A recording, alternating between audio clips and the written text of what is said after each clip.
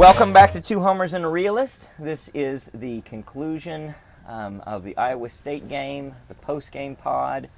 Did not get a midweek pod in this week due to personal reasons and severe illness. But we're back, and the Sooners win 27-13. I'm Steve. Lucas. Connor.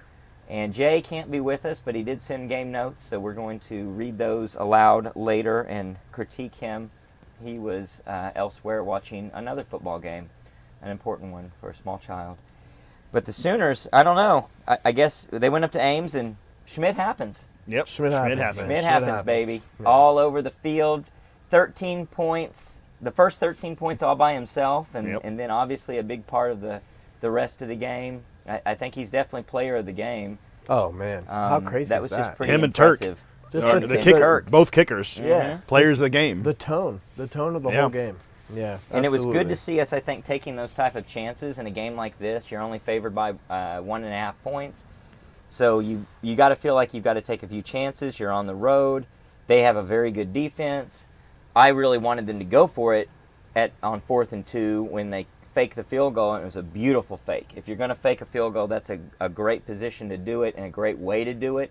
You run right up the middle. You rarely see a kicker run up the middle. It's almost just always beautiful. to one side or the other. Yeah. I How remember crazy the is that? Cowboys, Dallas Cowboys did that several years back, maybe more than When a Tony decade Romo back. dropped it? Was that, No, they not ran that it one. in clean and beautiful, and I think it actually might have been a fake extra point that they ran in for a 2-point conversion. And I've always thought, wow, it was so perfect because if you block just the right way and they're coming at you just the right way, it does just completely open up. You just have to execute the pitch perfectly, and they did. So that was big. That was a really big moment in the game early in the first half where we would have been up just 6-0, Yep. and instead you're up 10-0. So a really big position to be in. Very happy to see that. Let's just talk about our thoughts on the game and what went on, the good and the bad. Who has some initial thoughts they want to lead us off? I got some complaints, and I don't want to just be complaining about a victory, but there are a lot of good things to say.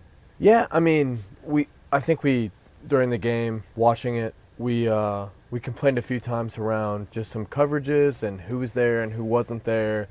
But at the same time, I mean, Gave up 13 points. you gave up 13 points the entire game. So that's it's tough to complain about. I mean, we had some experienced guys who blew a couple coverages, but at the end of the day, between Deshaun White, between Danny Stutzman, and those types of guys, Justin Broyles. Justin Broyles, who we've been criticizing all year, you go and make plays. And they made plays. I mean, Woody Washington makes a big interception at the front end of the game. Controversial Interception, but at the end of the Probably day, wasn't not. one, but was they, not, they but gave us the... it stands. And it probably needed to stand. There wasn't conclusive Right. proof otherwise. Right. Just common sense. So, I mean, that type of play, I mean, just playing the ball. I mean, I think that's probably what that play boils down to more than anything Yeah, else. he turned and played the ball. Plays the balls. He's and breaking up the pass, which plays the is balls. what Yeah. I'm very happy with.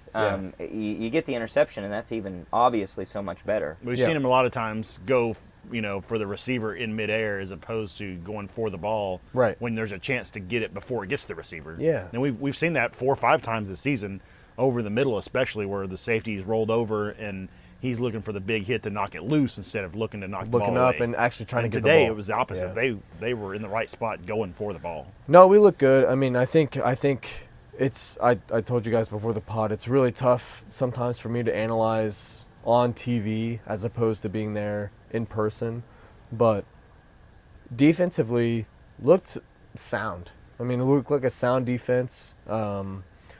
You look at what Iowa State's done defensively as well, and what we were able to accomplish, not only the offensive part of the ball, but just making plays progressively throughout the entire game, both on both sides of the ball. It was good. It was good. I mean, I can't complain a lot. So, Well, it's hard to when you get a victory like that. Yeah. But trust me, I'll have some things to complain about in a second. What are your thoughts, Lucas? Well, since we talked about defense being really good this game, I'll go to the offense. We did enough to win.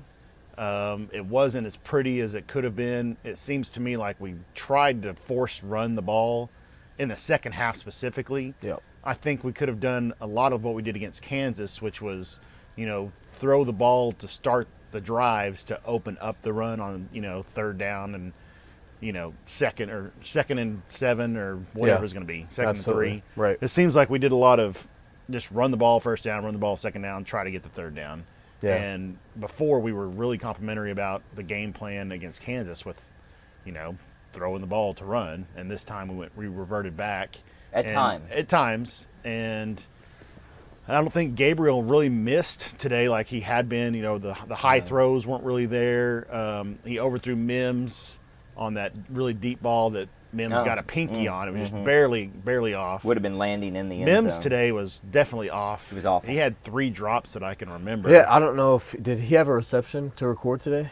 He did on a little out into the flat. But you come into the game with no Javonte Barnes, which hurts.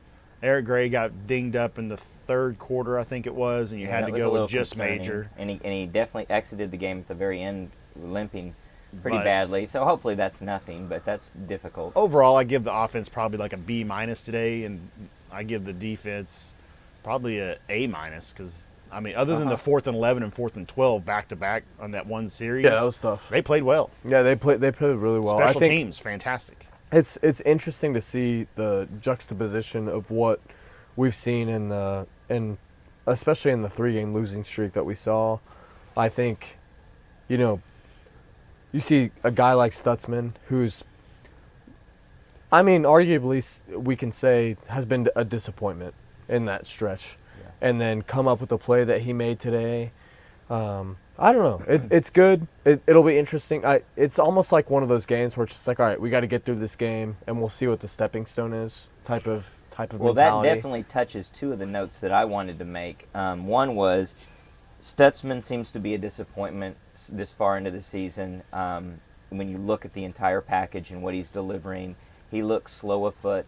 For one, he looks out of position in quite a few plays. He looks for a guy that should be a stepping up, a centerpiece of the defense. And so he's not doing that. He gave up what could have been a game-ending 4th down stop. After we gave up a 4th and 11, we gave up a 4th and 12 that ends in. Did he get into the end zone? He scored a touchdown on that play. Touchdown on it, which inexplicably, and there's several defenders making the wrong move, but he is most critically giving up the guy right in front of him with no excuse to do so. The play before, or the 3 plays before, which was 4th and 11, we line up in tight coverage for no apparently good reason, since they have to get 11 yards to continue their drive. Give up 3 or 4 yards, it doesn't matter. Intelligently, we don't line up right on the line there with 4th and 12 from the 14-yard line, but still we give up something right in front of our face that turns into not just a first down but a touchdown. And that was Stutzman. And then he turns around and he does make the completion of the interception and runs it nearly into the end zone. I don't understand how he doesn't know to dive towards the end zone and make a stronger push there. I'll criticize that just slightly. But, hey, commend him for making the catch and just doing the right thing, which is run to the corner. Just go. Just go. Yeah. Don't try to do anything fancy. Just go. You see open field, just go. Protect the ball and get as much as you can get out of it. That's probably why he didn't dive, was he didn't want to Well, that's go fine. Because if he dives for the end zone and loses the ball and it goes through, it's a turnover. He seemed to favor going out of bounds. Well, I think Deshaun White was running next to problematic. him, and he should have made the block on the quarterback, because the quarterback ended up shoving him out of bounds or down or whatever. Yeah, he did. And it looked like Deshaun White could have gotten Well, in front either of him way, and pushed him. I think, Woody nearly catching the ball but making a great play on the ball that ends up being a technical interception. Was it Broyles who made the other interception? Yep. And then, obviously, Stutzman interception that we're talking about. These are catches you have to make, and they're catches we haven't been making. So the other note that you were or touching upon, Connor, that I had was, has defense taken a very important step forward? Have they elevated their game to a next level? Now, I'm not saying it's a tremendous step, but have they taken a good step forward that we can be a little satisfied with the fact that they are making what we would have to agree is market improvement? They also played an offense that was horrible. Right, so let's grade on a scale because here. Yeah. Iowa State this season has had a bunch of single-digit scoring games. I think the Iowa game they maybe scored 10 or 12. It was really low. They've struggled. They've struggled on offense. So giving up 13 is pretty well in line with what Iowa State has done in conference play this season. Right. So I'm not going to give ourselves too big of a pat on the back. I did Me like either. that we had 4 down linemen quite a bit, or Yep. even maybe the last guy standing up. But to me, that's still 4 down linemen. Yeah, it is. And then we also blitzed quite a bit more, I think, in this Yeah. game than we had in the past. And the only downside was they caught us perfectly on the blitz maybe twice this game. And throughout the season, I've noticed when we've had some of these blitzes on a 2nd and 10, and the other team has called the perfect play against the blitz. Yep. And Yep. that happened a couple times today, but overall, even though we only had 1 sack, we got a couple hurry-ups, and It was Quite a few Still hurry-ups. stopped 'em. And yeah. I was really satisfied with the penetration that we got in a lot of cases, and this kind of folds into another complaint I was going to have, and that was back to officiating. I just don't understand the lack of holding calls that I'm seeing against our opponents. Right. It looks to me like we're being held. We're getting good penetration. You pointed out, Lucas, how in one play that it was holding, it seemingly holding in the end zone. yeah, I think Jordan Kelly got held. He got double teamed, but I think one of the guys And that was not holding the him. most egregious No. missed Right. holding Yeah, call that or one wasn't. arguable holding call in the game. There were quite a few on pretty important plays. And OU seems to be getting called for holding, and I wouldn't say inappropriately necessarily. The officials are there to see it. They just don't seem to see it when On both it's sides. the OU player who's being held, and that's frustrating to me. I mean, the Texas game against Oklahoma State last week, it was 14 penalties against Texas or 12, and 0 against Oklahoma State. Yep. And was- I think it's back where we've talked before with the bias that we're leaving the conference, and they're just not going to call anything that's not completely blatant to them. They're not going to call. Yeah, I think I always side more towards an unconscious bias, not a deliberate conspiracy, but the effect can be the same. I do think that there's a bias against Oklahoma and Texas to a large degree, and it's playing out more and more, and it statistically seems to be apparent when you look at these in aggregate, not just any one game. So it's very frustrating. The level of and quality of officiating college football in general, I think, is very frustrating and concerning. It's something that I think the league needs to address, and you need to put better efforts into getting better officiating. Yep. It goes back to the strength of the product long term. So I don't know. Watching the Oklahoma State-Kansas State game right now, and I think that looked like holding against Oklahoma State that wasn't called. So 3 who for knows? Maybe it 21 goes around yards the is law. what Iowa State had today, and we had 4 for 31. So there's not much disparity there, but it seems But like what gets missed it could have is been something, yeah. at least four holding calls that would have been, crucial plays on some of them, Right. like we talked about. Yeah, and I just like clean play, and I don't think we're seeing it. Back to some other parts that are criticisms of our own team. We talked about Marvin Mims and his seeming absence today, or just inability to catch the football, and that's just it's disappointing in your lead receiver on a couple levels. One is you expect a lot out of your lead receiver, and if your lead receiver's that bad, what does it say about the rest of your team? Rest of the team, right. And you saw Weiss, his inability to make the right play on the ball, I felt like, to high point it, to be in exactly the right position. Just time and again, I see what I think is really weak play today, at least out of the wide receivers, and gives me a lot of concern that they are just not the group that we need them to be. Yeah. Give some opportunity for some incoming recruits. I guess we lost a 3-star recruit this morning. To Miami. To Miami, supposedly. We'll see. We'll see how all that plays out. But It's a DB, though. there's a lot of, Oh, that's a DB. That wasn't a wide receiver. Right. And so we'll see how that plays out. We've got it's the receiver that's going to, 5-star that's going to visit Georgia, going to the Georgia game. Anthony We'll see Evans, how that yeah. goes. But I don't know. If you're a receiver, I feel like you've got to think there's a lot of opportunity here with this team, and feel like there's good opportunities in terms of just the offense that we run. If we catch some balls today, this game's a very different game very quickly, and probably Yeah. put away It's well not within nearly the as second close to half. what the score Less stressful indicates. for us, too. Yeah. Yeah, less stressful. Which that's what really matters. That's in what all matters. this. I mean, absolutely. So, talking about stress, well, let's talk about something that was sort of hot and cold in terms of stress, mostly cold in terms of stress, and good in terms of how good it made us feel on that special teams. We talked about that a little bit. Most of the special teams was pretty good.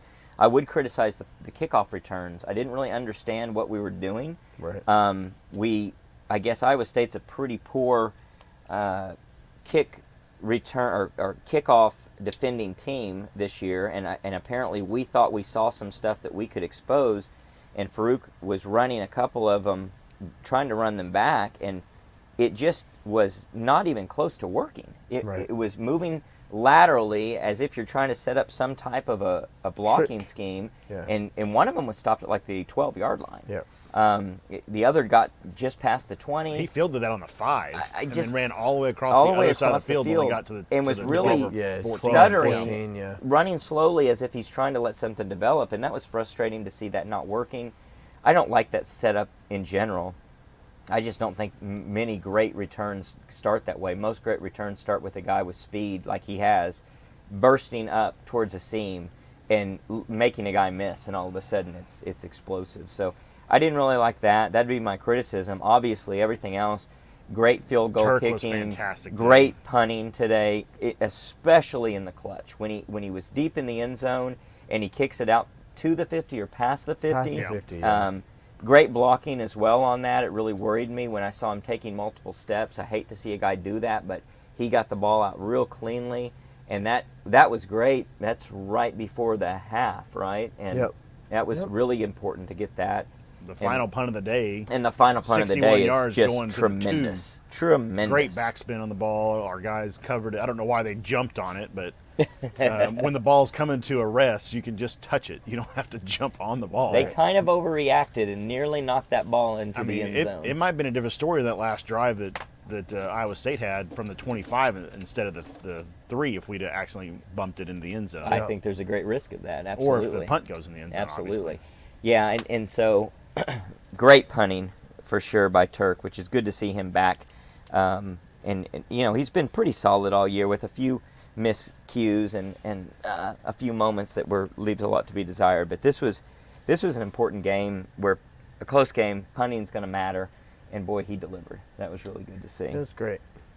So one thing to criticize would be clock management. So we're going to have, again, this is the second game in a row, we're going to have some pretty strong criticism about how we're managing the clock both at the end of the half and at the end of the game.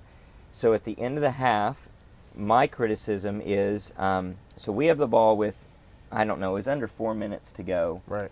And or maybe it was just less than 3 minutes to go, two minutes to go. And we seem to be in this no man's land and we don't know what to do. We don't know if we want to. We were on our own 5-ish, Yeah. right? We were backed up towards our own end zone. Right. Yeah, And- 7-yard line. 7-yard line. Yeah. And, well, this is the drive where we're actually, no, we're not that deep. We're not that deep. That was the second time we had the ball. The first time we have the ball, we're out towards the 20. And we run this little swing pass out to the side, and then we run Marcus Major on this kind of a counter run, and then we throw a ball deep, which stops the clock.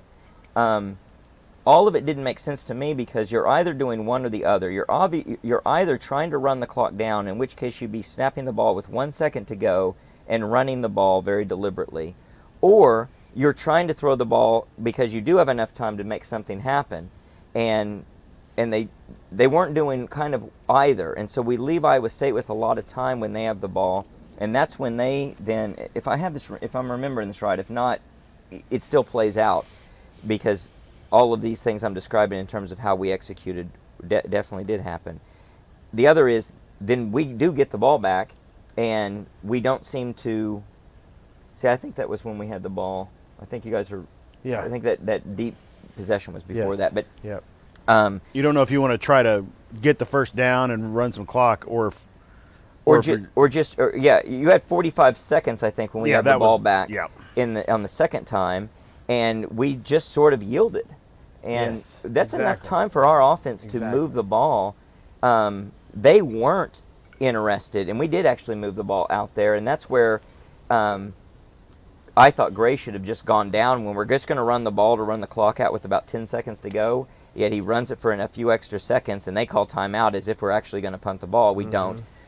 Gabriel gets it, waits for a couple seconds, and then downs it for the end of the half. That's fine. It's just know what your identity is and what you're trying to accomplish and what you're capable of. It can't be something in between. like Right. the Kansas game was. The right Kansas before game, half. and it just landed in our lap, which was total luck. And of course, we blew it by going for it on fourth down with no time left. I don't understand that theory, that play calling. It really troubles me to think they don't have a real good concept of the risk return of what they should be doing there. And then something that you notice always, Lucas, and it really played out again here at the end of this game, you could say it right at the start of the fourth quarter, but especially near the end of the game, we're snapping the ball with 20 seconds left on the clock, where we could be running what is another couple of minutes, as it turns out, off the clock, and they only have the ball. They're going for it on fourth down to try and pull within a touchdown and have an onside kick with a minute left. They shouldn't have had hardly any time left if we execute properly. So that, I guess that's on Levy more than anyone. I don't know. We just have to have a better strategy about how we're going to manage that clock and try to use it to our advantage when we have a lead. And it is as if, I don't know if Gabriel is real comfortable when we're doing anything but the hurry up. He seems to really value the hurry up and execute that pretty well. Other than that, he seems to be troubled by when we're trying to actually drain clock or what we're trying to execute otherwise. What are your thoughts, Lucas? Well, let's see what kind of thoughts Jay had on the game. All right. Since he couldn't be here, he went ahead and sent his thoughts, and he usually has different thoughts than we do on some of the stuff, even though we're normally at the game and he's not, so that's a big part of it. So let's see what he said. He just texted he's just talking. So he said, everything Steve said is correct. Steve is really smart. How do you know? So here are his thoughts. And any mistakes made in this would be mine. Good but strange win. Looked convincing, but not at the same time. Just odd. Offense still left a bunch on the field. Gabriel played really good, but got no help from his wide receivers. So he's definitely hitting that point that we've made. This offense can be really, really good if/when they decide to show up. Defense played well versus a bad offense. Interesting how we won our first 3 games and last 2 games with our 4-man fronts. Something we touched on just briefly, and that's an important point, is that we seem to be a little bit more coherent about what we want to do in terms of the front. Misjudgment by staff to think we were ready to move to 3-man front as soon as we did. I'd have to agree with that. May have cost us at least 1 game and not embarrassment in the other 2. Play calling still gets weird at times. I'm not sure why we don't attack the middle very much except to Stoops. Danny Stutzman made up for TD he allowed, but he is still confused, especially in the passing game. It's as if he's watching the game right there with us. Hopefully just a sophomore slump. I agree. A little more pressure from the front 4, but still has to get better. Really good run defense today, made them one-dimensional. And that's a great point. We didn't really point that out yet. Their run had 66 yards rushing today. I'll take that anytime. Absolutely.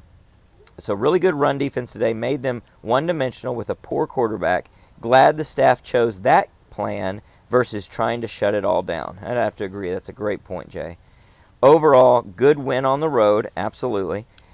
Handed them their worst loss at home this season. How about that? They played everyone tough. Side note to end it, could be coincidence, but we sure don't allow very many points when Bowman plays. That's a great point, and we got some young guys in there today. Gentry we did Williams get some was young playing. guys, and that's good to see. Morrison was in there a lot. He's looking good at the safety position. I'd like to see what would happen if we can get Morrison and Bowman both in there healthy together. I think that would lock down our safety positions.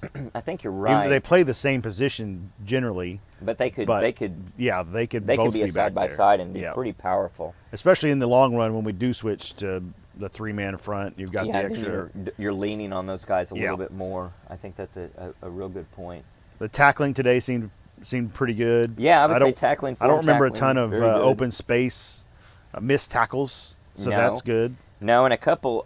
It's hard to say based on some miscues by their receiver and their running back in a couple of positions where if I were them, I'd just take the ball and run. They tried to dance around and gave us a chance to square up against them pretty nicely, but maybe that's us being in a better position. We put it behind the chains with some tackles for losses. Great tackles for loss. Not a lot of missed tackles for loss. Yep. Again, we're not talking about a dynamic, amazing offense, but Right. you did what you're expected to do. And that's something that I guess we haven't been able to say for quite a few years, of winning a game in a way you're supposed to win it and dominating the side of the ball you're supposed to dominate. If we tackled like this, we would have beaten Kansas State for Yeah, sure. we would have. That would be one, to me, that's one for sure less loss Yeah. that we would have had if Yeah, we just with tackling. just with tackling Just the with way we tackling. did today, Yeah. and even the tackle for losses. So play was a big better difference. front, play a 4-man front in that game more, and you may have a victory easily. Yep, Could we say could you be have a 6-2. victory there, Yep. and who knows what's different. Obviously, Gabriel gets hurt, which changes the complexion of the TCU game Right. as well as the Texas game entirely. So it could be a different season. Not to say that we didn't get a wake-up call in those games to recognize some weaknesses that are there for sure. And Kansas State, as they're dominating Oklahoma State, they're proving to be one of the better teams in the league. TCU's obviously one of the better teams in the league. Texas is definitely one of the more talented teams in the league. They're kind of hit and miss. But at least we didn't lose to an Iowa State this year. At least we didn't lose to a Kansas. We did go out and cleanly win those games. So I think we've got, as we look forward to the rest of the year, we've got some interesting thoughts to share on just what we think. I'm interested in your thoughts, what you think we're going to do. We are now 5-3. We need one more game to get to that illustrious bowl game of some type, just so we get the extra practice time in. Yep. What do you guys think? Look ahead just in general to those 4 teams, and what do you think we're going to do? I think if you sit next week, Baylor's an interesting game. I think it's holistically a team that you play that's going to be well coached on both sides of the ball. But at the same time, if you can sit there and beat Baylor, I do strongly look ahead to Oklahoma State. It's a big game. It's a big kind of bragging rights barometer of where you are. You're game. skipping the West Virginia game altogether. Well, I don't. They gave TCU all they wanted I don't today. skip the West Virginia game, but at the same time, yeah, They're a lower caliber team. they're a lower caliber They are, team. but they play pretty well at home. They do. So, but luckily for OU, we've always went up to Morgantown. We've played well. Yeah. So Get some alternate uniforms for that game, and we dominate. What yeah, it's worth. some Unity whites, Yep. maybe. It's So- almost definitely going to be, right? I think We wouldn't so. probably do it at Texas We're not gonna. Tech. You're not gonna bring the wood anymore. No We're more not? wood. So I like bringing the wood I and the definitely white. don't think so. No, you The don't. 'cause cream. it's stupid. Yep. Bring the cream uniforms out. I'm all in. So I don't know. I mean, I'm- it'll be really interesting to see. I'm excited for next weekend. I think a Baylor at home and some sort of contentious game where I don't know what we're gonna see from Baylor. I don't know. I think I know what this team is for OU. I really think that. I think we're probably one loss what we should not be. We in have my one opinion. additional loss. I think than we what have one deserve. loss. that we Kansas should State not. game we talked yeah, about, we yeah. should not. Yeah, I think We so. tackle better in that game. We probably win. So I mean, it's tough. I don't like thinking that manner, but at the same time, I really think, winning out the rest of the season is not out of the question in my mind. I mean, it really is not. So, Lucas, as the realist, may contradict that or may fight back against that, but I'm watching this Kansas State team right now. They look good. They're playing Oklahoma State really well. They have their third string quarterback in that's dominating against the Oklahoma State defense. That's their second stringer, I think. Second, third string, regardless. That's dominating against the Oklahoma State defense, who's supposed to be something. So I don't know. We'll see. I look forward to what the next 4 games holds. I think Oklahoma is a top four team in the Big 12. I really do. So we'll What do see you think, happens. Lucas? I think the win today really helps the crowd next week against Baylor. I think we'll have a lot of optimism with the fans going into the Baylor game, and that will help bring the noise. We don't know the time yet as of this podcast. I'm guessing it's probably 11 because that's where we usually get stuck. But, man, if we can get a night game against Baylor with the crowd coming off, a couple consecutive wins. I bet we get getting a us back- 2:30. I would back in hope the for flow. a 2:30 game and a night game against Oklahoma State. back in the actually. flow of things and the fans jacked up, that will really help us against Baylor, I think. So what do you think, looking ahead to the next 4 games, what is your realist take on what we're going to do? I think we probably have one more loss in there. Who do you think it is? Oklahoma State? Well, the way they're looking now, I would think we could beat this team, but they've played decent this season. I don't know. Well, I think it's fair to say if we one have a loss big and it win, could be any of if them. we happen to have a big, double-digit victory over Baylor, we might get too big for our britches going to West Virginia and think that we're all that, and they sneak up on us. I hope that's not the case, but I don't like going to Lubbock. I really don't. Yeah, Yeah. weird It's things not- happen in Lubbock. It's not a pleasant. Well, here's Trip. sort of my thoughts on it. I think we can beat every team remaining on the schedule, and I think literally we could lose to every team on our schedule, and I don't think we're going to lose all of them. I think we have a better chance of winning all of them than losing all of them, but I think Lucas's 3-1 is probably the most realistic or plausible. Like, I guess realism would be synonymous with that, but I don't want to say that's the most optimistic because it is definitely possible we could win all 4. I don't worry about us getting too big for our britches, actually. I don't think that this team has exactly that at risk. I think what we have at risk is that we, maybe from a coaching standpoint, we get too big for our britches and we outsmart what we should be doing to win football games. That's what I think cost us the most in these 3 losses that we've suffered. If we can stay true to what our capabilities are, I see us as very competitive in every 4 of the games. I would say that I can paint a scenario when we lose to any one of the 4. One of them with the Texas Tech, though, would be we've already secured at that point a bowl game. We probably know pretty much what type of bowl game we'll be going to. We probably know at that point we are out of the run for the Big 12 title, and we don't have a whole lot necessarily to play for in that game. That could be a game where we lose the game simply because it's not something that we have a lot of focus on, and we get distracted at almost a coaching level as much as a player level. I don't know. I would like to think and like to see that we come out and are as strong as we can be, as well as sort of do what it looks like we're doing now and what we were doing earlier in the season that we seem to slip away from in those losses, and that is just doing the work, knowing your role, getting better and better, and not trying to do more than what you're really capable of. Again, that scheme as much as its players. Now, it sort of depends on things like we talk about wide receivers dropping balls and not making themselves open and not going up for balls in the right way. If you have any position group that falls off like that, then you could cost yourself a game. At the same time, if all of those teams or all those players in those different position groups execute, we could be a very lethal football team. We might be the worst case scenario in a bowl game of who might face us because we're probably playing up against someone who is disappointed in where they've fallen to, and we're in one of those enviable positions where we get to get real excited about a game and establish ourselves going into the spring. So we'll see. All of that remains to be seen. We got Baylor next week, of course, the big, mean green bears from the weird town of Waco. We'll see what they bring to the table. Well-coached football team, of course. A lot of talent, but definitely a winnable game. Any concluding thoughts on the Iowa State game, though, you guys want to leave us with? I'm just glad to get a victory on a place that's tough to play. I mean, I saw that our former coach is the only OU head coach to lose against the Iowa State Cyclones in the 21st century.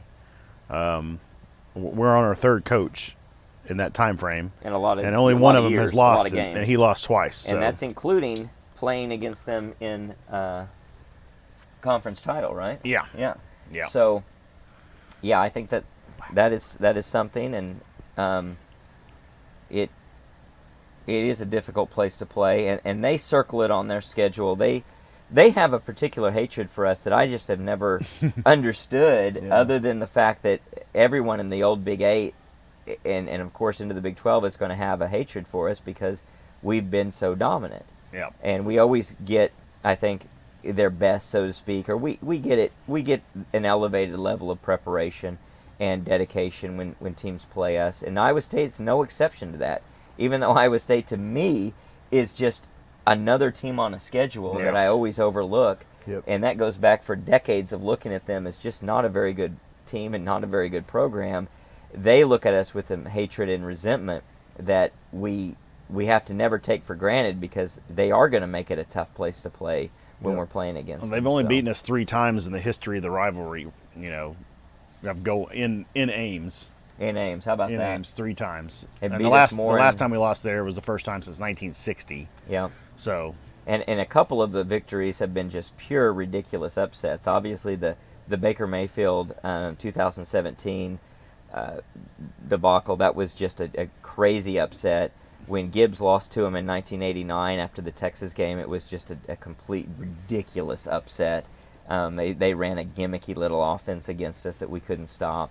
So they just are not a good football team historically, which is kind of interesting. Not a topic for right now, but it would be interesting to see where that team is headed with a guy like Matt Campbell that none of us really respect that much, even though he's had a good record there. I think that we look at him a little disdainfully with his overreactions to things and the fact that he's stuck around there and some of the comments he's made in terms of what his goals are. I just don't think he's a really high-level coach.